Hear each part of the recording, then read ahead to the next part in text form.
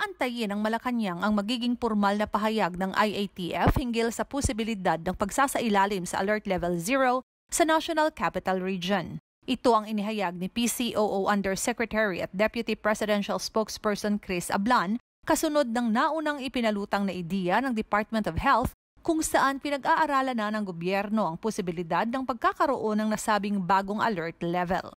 Sa kasalukuyan kasi ay nasa 39 na lugar na sa Pilipinas ang nasa Alert Level 1, kabilang na rito ang Metro Manila, bunsod ng patuloy na pagbaba ng COVID-19 cases sa bansa. Patuloy po na sinusubaybayan ng IATF ang COVID-19 situation sa bansa. Bago po mag-March 15 ay maglalabas po ng desisyon ang ating IATF. Bagamat nauna nang inihayag ng World Health Organization na hindi pa rin tapos ang pandemya, umaasa ang Malacanang sa mga eksperto na siyang magbibigay ng nararapat na rekomendasyon kung may posibilidad nga ba ang pagbabago ng antas ng alerto tungo sa pinakamababang level. Ang kahandaan ng Pilipinas ayon kay Ablan ay ang katotohanang sumusunod ang mga Pilipino sa minimum health protocols at ang walang humpay na pagpapabakuna sa ating mga kababayan. Kaya naman po na masusi at dahan-dahan nating binubuksan ang ekonomiya kaalinsabay sa pagpapabilis ng pagpapabakuna sa ating mga kababayan. Nandyan pa rin po ang ating IATF and they are constantly monitoring the situation.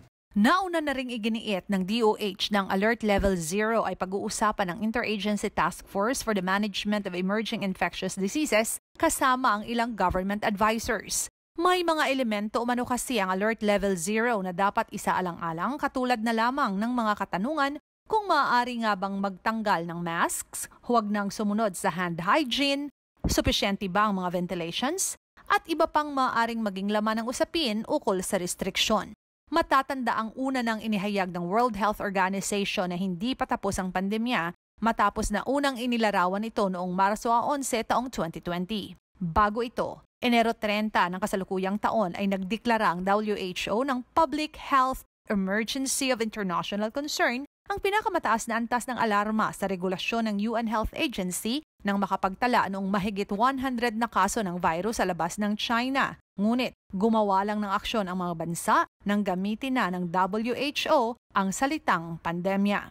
Binigyang diin niya ang 46% na pagtaas sa bagong kaso ng COVID-19 noong nakaraang linggo sa Western Pacific regions ng WHO kung saan 3.9 million impeksyon ang naitala. Nagbabala rin ang WHO hinggil sa bumababang testing rate sa ilang mga bansa.